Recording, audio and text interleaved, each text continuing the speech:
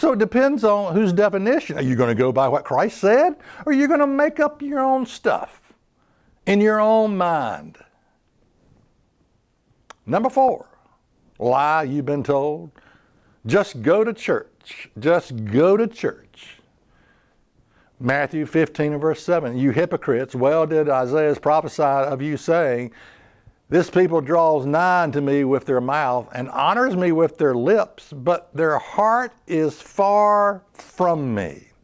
But in vain do they worship me, teaching for doctrines the commandments of men. You know, it is a shame that for many people, their religion begins when they walk through the door of a church and it ends when they exit the door. Having been spoon-fed the philosophies of men, they believe what is easy to believe. And basically, what is easy to believe is that there's nothing you must do. Just come here and that's it, and that's the end of the story. But their hearts are far from God and their religion is vain. Is it enough to just go to church? No, it's not. It's called a relationship with God. You got to have a relationship with God.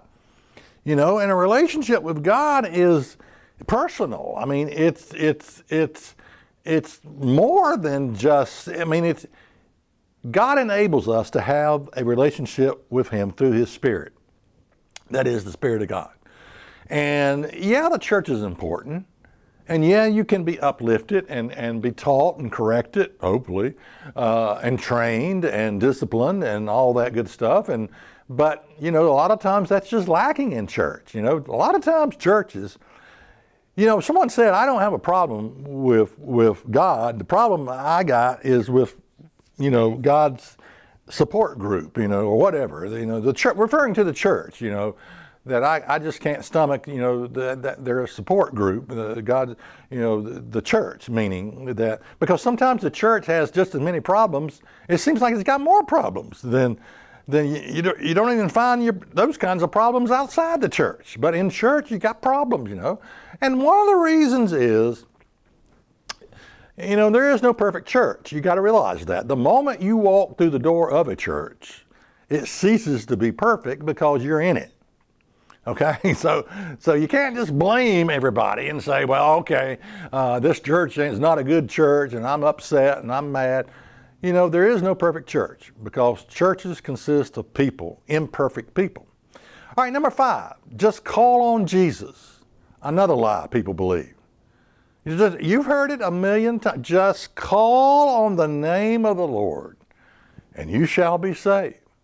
And yet Matthew 7 and verse 21, not everyone that says to me, Lord, Lord, shall enter the kingdom of heaven, but he that doeth the will of my Father which is in heaven.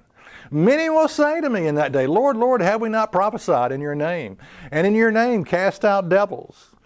And in your name done many wonderful works? And you know, Christ does not deny the wonderful works. Soup kitchens for the poor, all kinds of ministries, children ministries, men's ministries, women's ministries. They did many wonderful works.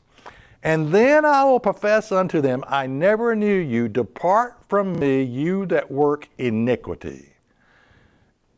And you know, that word iniquity is just, it means lawless.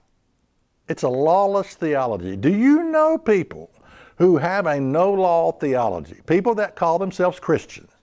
And they will tell you the law's been done away with, that's old covenant, the law was nailed to the cross, there's nothing you must do, just believe and just accept Jesus. Do you know religious people like that? Christ will say, I never knew you, depart from me, you who practice lawlessness.